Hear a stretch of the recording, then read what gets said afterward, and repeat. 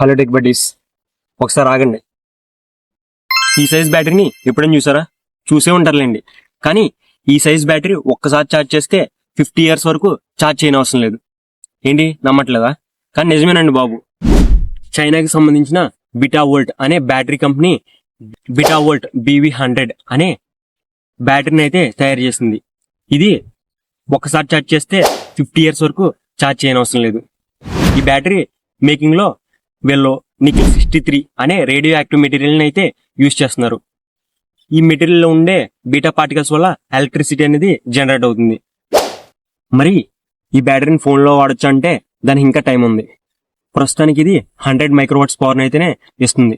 Future లో 1 watt power అయితే ఇస్తుంది. మరి ఈ టెక్నాలజీ మీకు ఎలా కనిపించిందో కింద కామెంట్ సెక్షన్ లో చెప్పండి. అలాగే ఈ వీడియో మీ ఫ్రెండ్స్ కూడా షేర్ చేయండి.